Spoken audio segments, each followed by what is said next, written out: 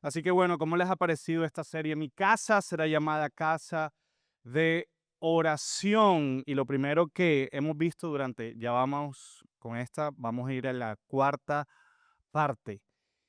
Y vamos aproximadamente en la mitad de la oración de Jesús.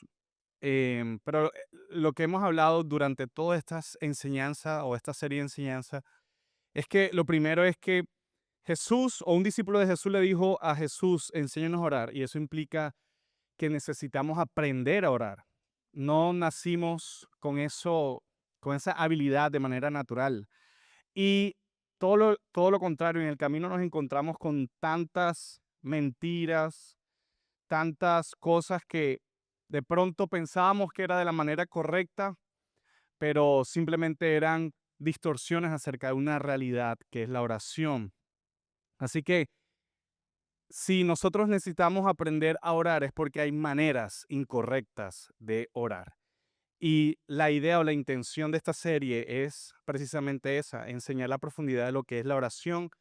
No de una manera superficial, como dijo Jesús, no es tu repetidera la que va a hacer que Dios escuche tus oraciones, sino que hemos profundizado en este modelo llamado Padre Nuestro, que al final no es simplemente eh, tómalo y repítelo 3 veces y ya cumpliste con la cuota del día. No, es un modelo, una estructura que Jesús nos enseñó. Y lo primero que nos enseñó fue que el punto de partida de toda oración es la paternidad, porque Jesús dijo, si le puedes bajar un poquito, por favor, Jesús dijo, Padre nuestro. Así comenzó el modelo de la oración, así nos enseñó Jesús a orar, Padre nuestro. Y eso quiere decir que toda oración parte, o toda oración correcta parte de una identidad como hijos. Si ninguno de nosotros puede sentirse hijos, creer que es hijo, estar convencido de que Dios lo ha hecho hijo legítimo, entonces en las oraciones vamos a tener esa duda, esa culpabilidad que no nos permite tener la plena confianza de que nuestra oración está elevándose al trono de la gracia donde podemos encontrar oportuno socorro para cuando lo necesitemos, según lo que dice las Escrituras. También hablamos en la segunda parte, es esa segunda palabrita que dice Padre nuestro, nuestro. Y nuestro nos da una cosmovisión relacional. No solamente es mi Padre de manera individual, sino que toda espiritualidad está conectada con una comunidad, con un estado de relación. Es más, Dios dijo en Génesis, no es bueno que el hombre esté solo. Y muchos creyentes desconectan la oración con su vida relacional. Y tú puedes notar eso cuando de pronto se muestra un tipo de creyente muy espiritual, pero con relaciones quebradas, con relaciones rotas. Y según las escrituras, es una incongruencia. No puedes amar como dices que tú amas a un Dios que no lo ves, cuando odias al hermano que sí ves, y ese hermano es conforme a la imagen de Dios. Eso es incoherencia. Así que el nuestro implica que cada oración que nosotros hacemos tenemos que tener la conciencia de cómo yo estoy en mi relación con otros. Porque Jesús dijo, si estando orando tú te acuerdas que alguien tiene algo contra ti, que alguien te ha ofendido, en ese mismo momento debes pedir perdón para que tus oraciones no sean estorbadas. Es más, dice también las escrituras que las oraciones, que los esposos deben tratar bien a sus esposas para que no se estropee la oración.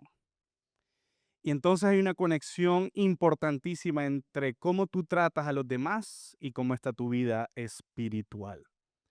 Y la última que hablamos es santificado sea tu nombre. Y santificado sea tu nombre no quiere decir que con mi oración yo voy a ser santo a Dios, porque Dios es santo, no solamente santo, sino 3 veces santo. Santo, santo, santo. Él ya es santo por naturaleza, pero sí significa reconocer su santidad y, mucho más importante, vivir reflejando esa santidad que tú reconoces. De manera que si tú estás orando a un Dios santo, tu vida debe reflejar la santidad de Dios. Y esa santidad se refleja en cómo te comportas, cómo hablas.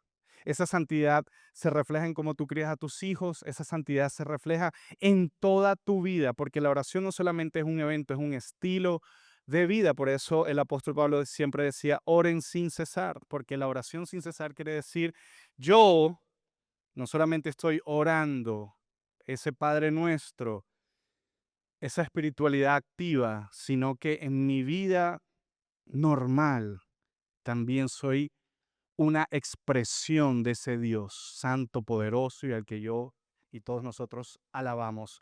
Amén. Y hoy viene la cuarta parte. Y la cuarta parte tiene que ver con venga tu reino. Venga tu reino, sigue el modelo de Jesús. Hágase tu voluntad en la tierra como en el cielo. Ok.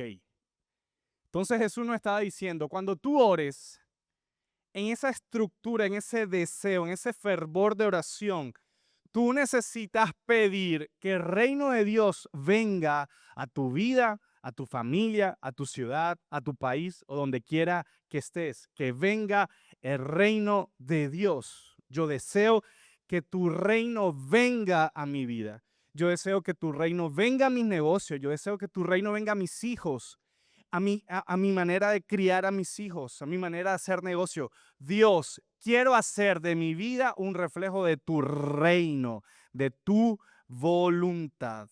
Ahora, cuando hablamos de reino de Dios, no significa un lugar físico con fronteras físicas, sino que representa el derecho a gobernar que tiene Dios.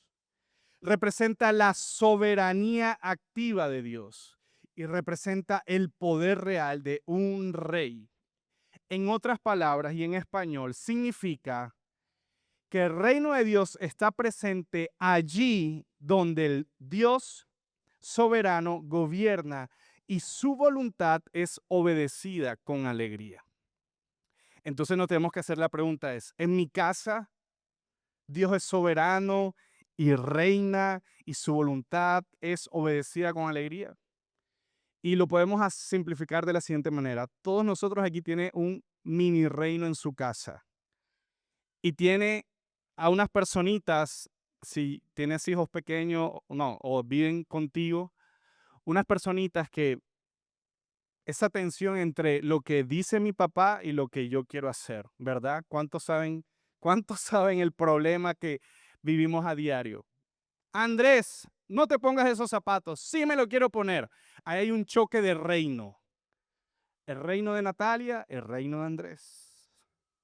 Y entonces, todo el tiempo que esas dos voluntades y dos deseos se interponen, se colocan de opuestos, entonces hay un conflicto de reino dentro de un mismo lugar. Y eso es exactamente lo que pasa en este mundo y lo que pasa no solamente en un mundo de manera abstracta, sino en nuestra vida con Dios.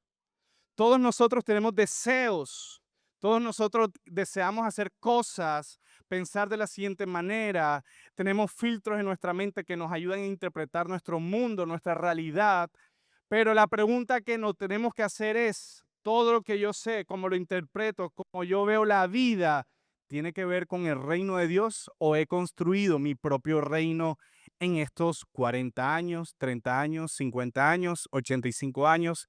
102 años que vamos a vivir en el nombre de Jesús. Amén. Amén.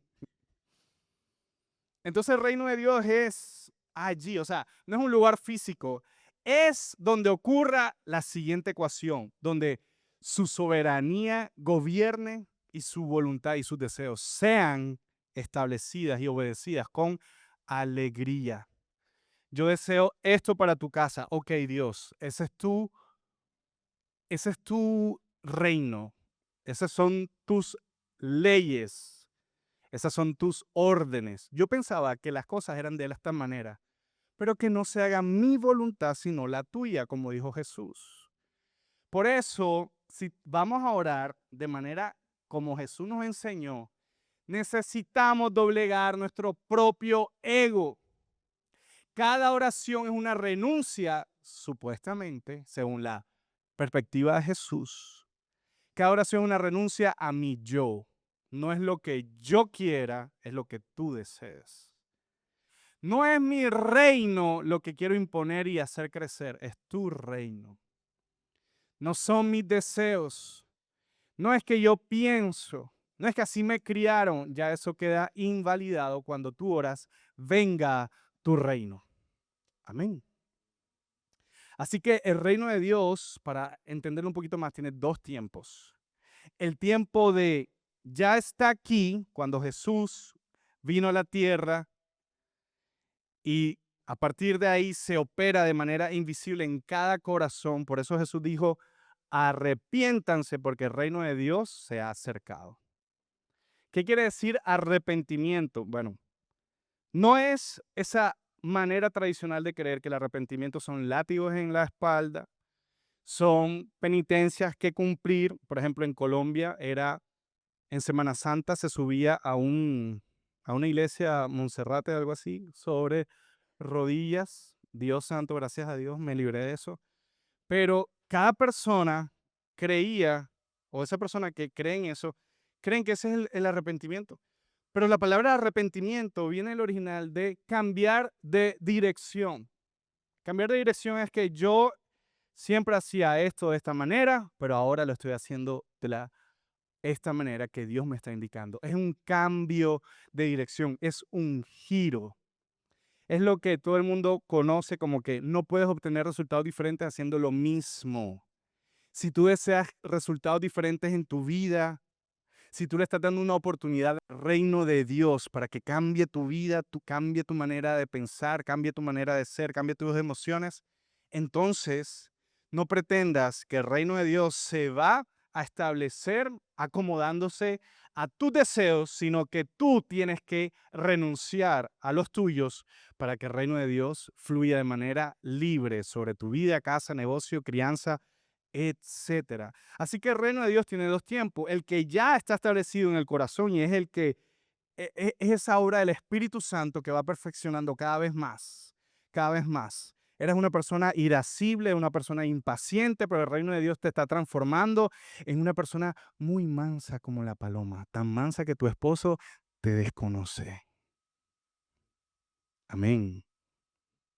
Yo no escuché ni un amén de los esposos aquí. La cosa está difícil. Y el otro tiempo es el que aún no se ha completado.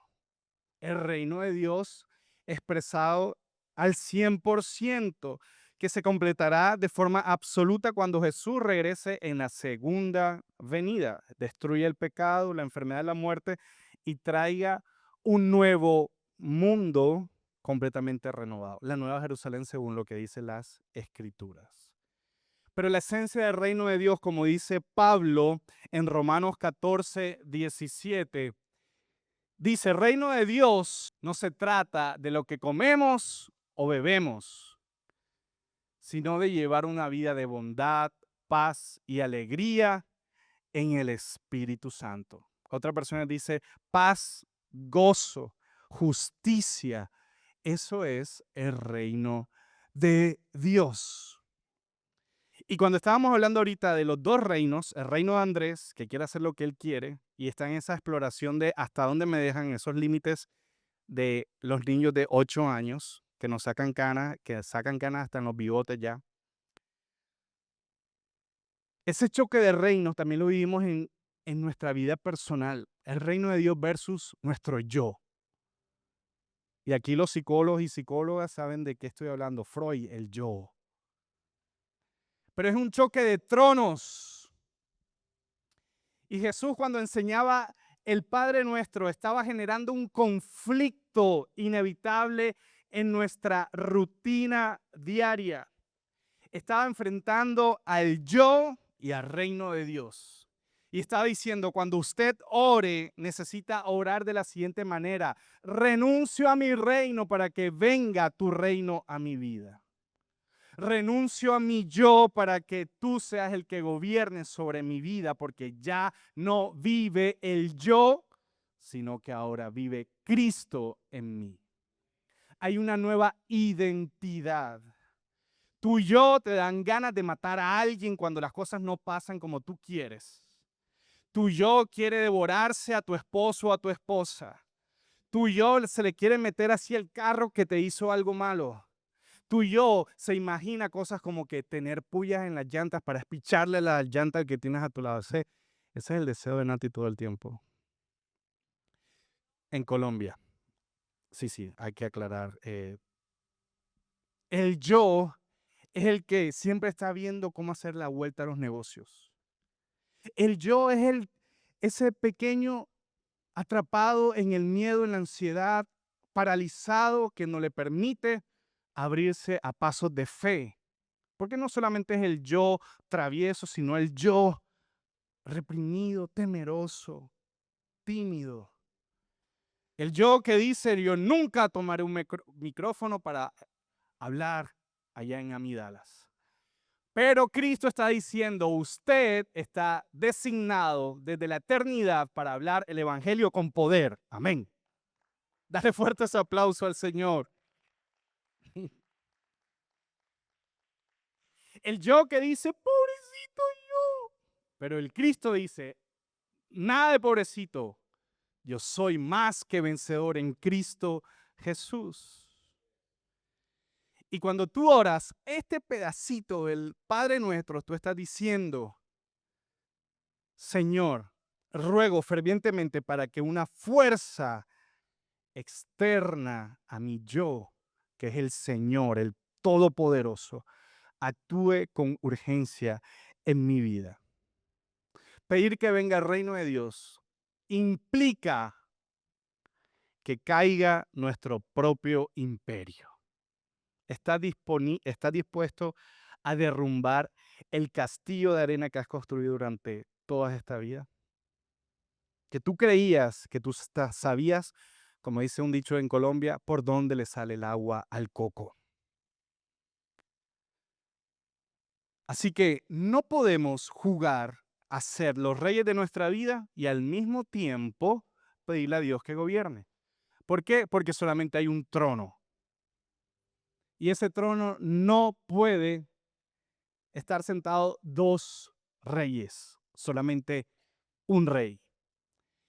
Y hay que decidir todos los días. Jesús, enséñanos a orar. Ah, sí, ¿quieres que te enseñe a orar? Bueno, doblega tu ego.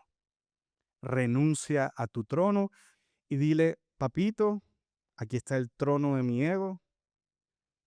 Toda mi vida he intentado vivir una vida de la mejor manera según mis criterios, pero de ahora en adelante me convierto en un niño. Lo que tú digas, papi, no le voy a poner ni una pizca de duda.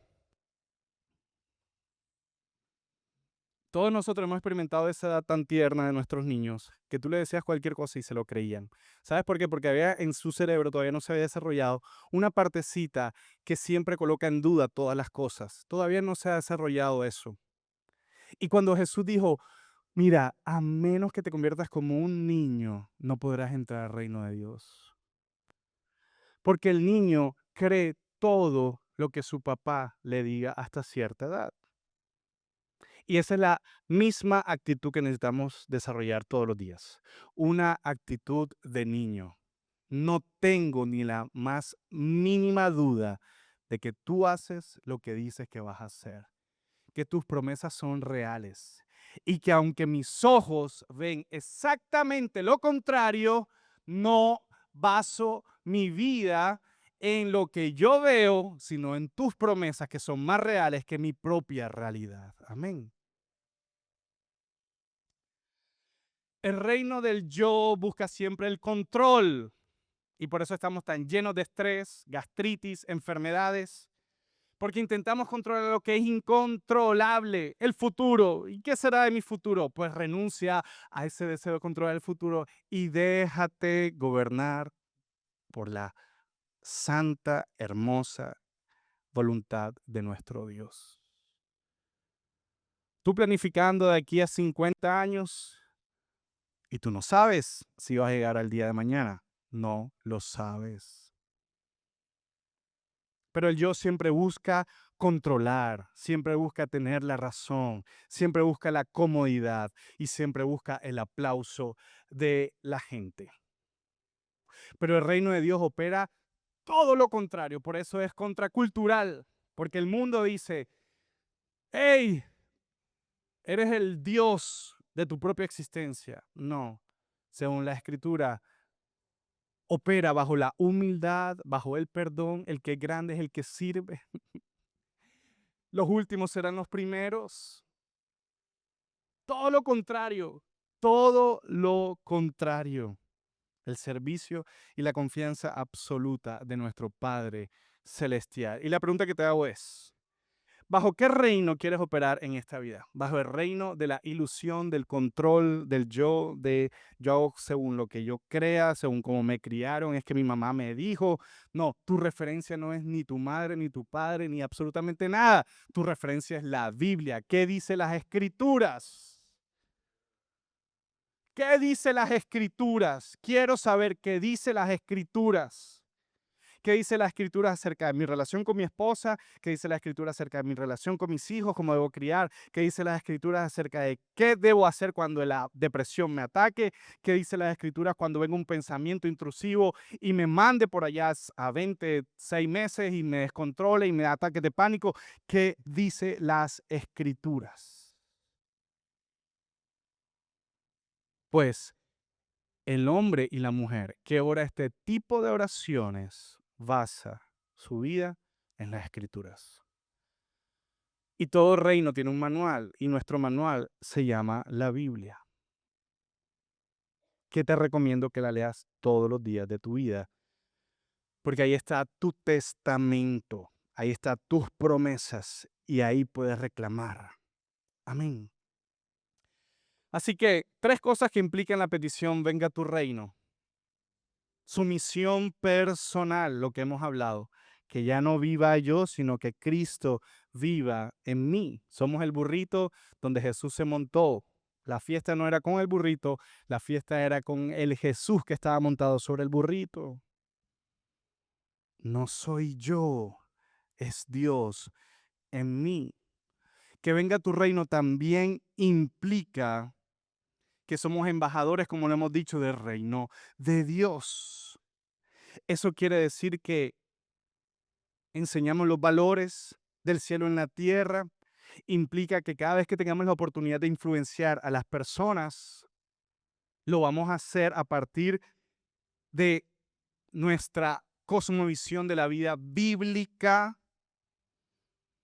y que somos luz donde quiera que estemos, en los negocios, en las familias, en las relaciones. Ya no estoy en ese negocio de salvar mi propio pellejo. Ahora digo con toda claridad, el Señor es mi juez. Y si alguien está hablando mal de mi nombre, realmente no me importa mucho, porque al final yo no estoy aquí para salvar mi nombre, estoy para exaltar y glorificar el nombre de Dios. Amén. Y lo tercero que implica es que debemos ser multiplicadores del reino de Dios. Eso quiere decir trabajar para que otros conozcan a este rey. Trabajar para que otros puedan ver lo hermoso que es este rey. Y eso se llama evangelizar.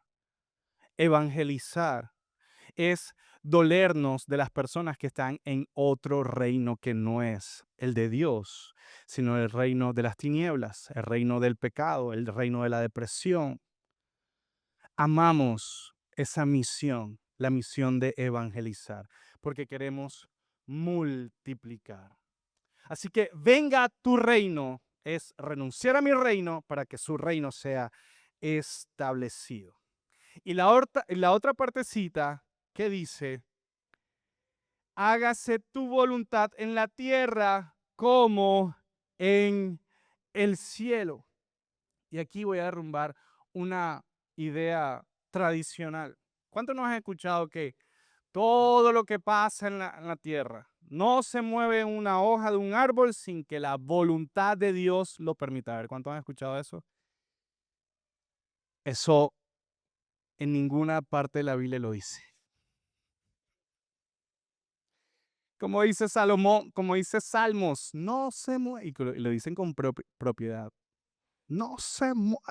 No, eso no aparece en la Biblia. Entendemos cuál es el deseo detrás de eso, que Dios tiene el control. Y al final aquí hay una tensión entre, bueno, la soberanía de Dios y el albedrío de la gente, la libertad y la individualidad de cada persona. Como alguien alguna vez estábamos discutiendo este tema y yo le metí así como un cascarazo así en la cabeza, ¡pa! Y esta persona, hey, ¿tú por qué me pegas? Porque es la voluntad de Dios. Y si fuera así, la iglesia no tiene sentido, esta oración no tiene sentido, porque estamos, así como las cartillas ustedes han visto la cartilla de los testigos de Jehová, donde estás al lado del tigre, al lado del león, esto fuera un paraíso. El mundo fuera un paraíso si la voluntad de Dios mejor dicho, no se violara, pero no es así. Lamentablemente no es así y por eso Jesús nos enseñó a que esa voluntad se haga en la tierra. Pero hablemos acerca de la soberanía de Dios. Es verdad que Dios tiene el control del universo, sostiene cada molécula y nada lo toma por sorpresa, permite que las cosas sucedan dentro de su plan soberano, pero no significa que Él apruebe todo lo que está pasando, ni significa que su deseo es, por ejemplo, que un niño muera de hambre. Ese no es el deseo de Dios. Por otra parte, la voluntad moral de Dios es su deseo revelado. No todo lo que pasa en la tierra agrada a Dios. Dios aborrece, por ejemplo, el maltrato infantil, la injusticia, el divorcio, el robo, las mentiras. Al final, los seres humanos quebrantan continuamente la voluntad moral de Dios cada instante al hacer mal uso de su libertad. Y esa es la razón por la cual esta oración tiene sentido. Porque si la voluntad de Dios se ejecutara todo el tiempo, entonces fuera lo más maravilloso vivir en esta tierra, pero así no es.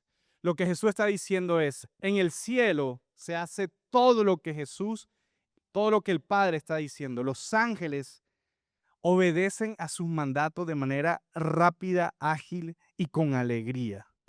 Y eso es lo que debe pasar en tu vida, en tu casa, en tus negocios, en tu ciudad. Ese debe ser el deseo más ferviente que tú tengas. Que Dios, que se haga tu voluntad en mi casa. Que corramos para hacer lo que tú deseas, así como los ángeles corren para hacer lo que tú estás diciendo. ¿Quieres los resultados del cielo? Necesitas operar según el cielo. Amén. ¿Cuántos pueden dar un aplauso al Señor? Así que venga tu reino y hágase tu voluntad. Es la declaración más peligrosa que tú puedes hacer. Porque te estás comprometiendo a doblegar y a renunciar a tu yo. Sin embargo, Jesús, nuestro modelo, no solamente enseñó a orar, sino que Él doblegó sus deseos en el jardín de Getsemaní. ¿Cuántos saben? Cuando Jesús, postrado, dijo, te pido que quites esta copa de sufrimiento de mí. Sin embargo, quiero que se haga tu voluntad y no la mía. Jesús sabía lo que le esperaba. Y Él hizo una petición. Si tú quieres. No es yo quiero, no. Es si tú quieres. Si tú quieres, quita esta copa de sufrimiento. Yo sé lo que me espera. Me espera separación, me espera dolor. No solamente se formará llagas en mi cuerpo seré una llaga de tanto dolor, de tanta carne que me van a destruir. Y él sabía todo eso. Él lo pudo ver. Y su sudor eran gotas de sangre del sufrimiento, de la angustia. Pero aún así, en ese momento, él dijo que no se haga lo que yo deseo, sino lo que tú desees. Y yo les hago una pregunta aquí. ¿Dónde fue que se perdió la conexión con Dios? En el jardín de, en el jardín del Edén. ¿Dónde fue que se recuperó esa conexión con Dios? En el jardín de Getsemaní. Fueron dos jardines, porque Jesús es nuestro segundo Adán. Y nuestro segundo Adán sí hizo lo que tenía que hacer el primer Adán. Yo deseo comer esa fruta, pero no lo voy a hacer si no es tu deseo. Y la pregunta que te hago, iglesia, es, ¿qué deseos en tu vida, en tus emociones, en tu forma de administrar tu tiempo, tu dinero, tus recursos, tus relaciones? ¿Qué cosas esta semana tienes que decir? Dios, reconozco que no he andado según tu criterio, según tu voluntad y según tu reino, sino he construido mi propio reino en esta área. Necesito desmantelar al 100% esa situación en mi vida. Yo deseo esto. Yo deseo vengarme. Me hirió tanto. Mi deseo es vengarme. Pero yo sé que no es tu deseo. Tu deseo es perdonar. Yo deseo, Dios, responder con ira. Pero sé que no es tu deseo. Yo deseo que las personas me entiendan a través de la violencia incluso. Pero no es tu deseo. Yo deseo, Dios, prosperar cueste lo que cueste, incluso haciendo cosas que no es debido, pero yo sé que no es tu deseo. Y ese jardín nos dice algo. Jesús en el jardín nos dice, mira, me pongo de ejemplo para que tú también en tu propio jardín puedas decir, yo quiero que de mí se quite esta copa, pero que no sean mis deseos, sino tu voluntad, que es hermosa, perfecta, preciosa. Amén. Colócate de pie, iglesia. Te aseguro que Jesús, viendo el sufrimiento que le esperaba, quería renunciar, quería evitar, quería no pasar por ese dolor, pero fue la única manera de rescatarnos a través de la cruz del Calvario. Y al principio, doblegar nuestro yo requiere valentía, requiere coraje, requiere humildad, porque quizás tú llevas toda tu vida haciendo eso que estás haciendo de la misma manera y que de un día para otro tú intentes de otra manera, requiere humildad, reconocer que no te la sabes toda. Pero aquí estamos para creer que la voluntad de Dios, como dice la Escritura, es perfecta, es agradable, es hermosa y obtiene los mejores resultados. De pronto no va a ser los resultados en el tiempo que tú esperas. Tú quisieras que todo se acelerara, que ya todo terminara.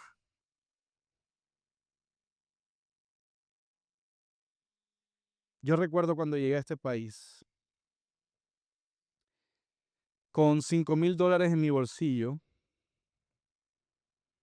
sin saber dónde iba a vivir, sin carro, con 3 hijos, una esposa.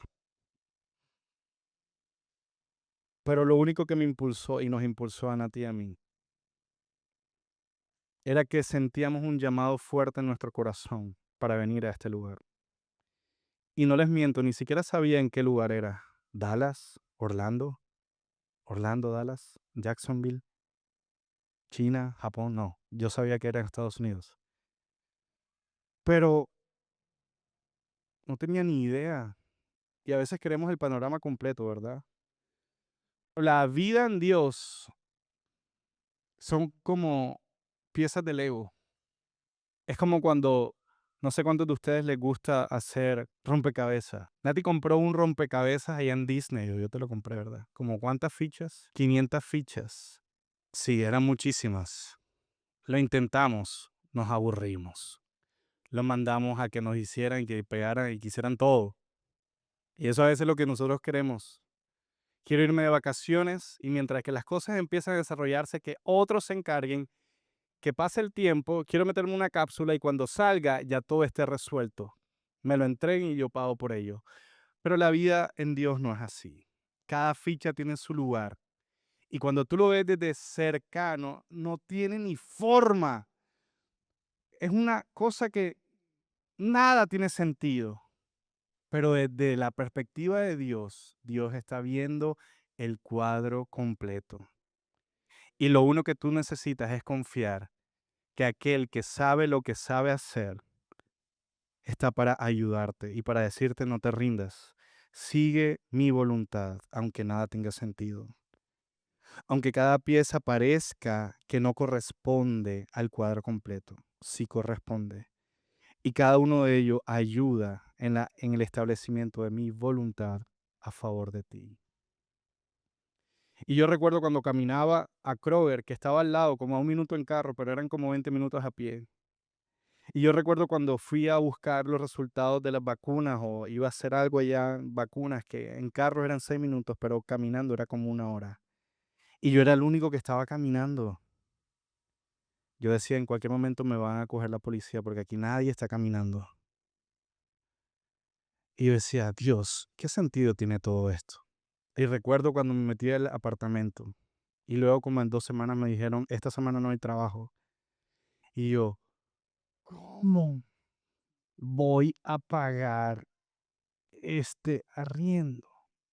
Y todos esos pequeños sufrimientos no es nada comparado con la gloria que te espera en el cuadro completo. Solo doblega tu yo y di, Dios, esto no tiene sentido, pero yo confío en mi papito lindo. Yo confío que cada pieza de mi vida, aunque me parezca injusta, desde mi criterio no tiene nada que ver con lo que yo deseo. Esas figuras no se parecen al cuadro que yo vi, ni que yo soñaba, ni que yo anhelaba. No estaba en mi presupuesto esa ficha, pero yo confío en ti, Dios. Y aunque hay que sudar gotas de sangre, al final vendrá tu tiempo de resurrección. Al final verás el sol. Al final, como dice las escrituras, el camino de los justos es como la luz del amanecer, que irá aumentando cada vez más hasta que todo esté claro. Y hoy tú lo ves todo confuso, pero confía, el Dios, el Padre, está trabajando a favor de ti y tomando cada ofrenda de tu yo renunciado como algo tan valioso y tan precioso para formar en ti el carácter de Cristo que necesitas para sostener la bendición que está a punto de derramarse sobre tu vida. En el nombre de Jesús. Amén. Los que crean le pueden dar un aplauso al Señor.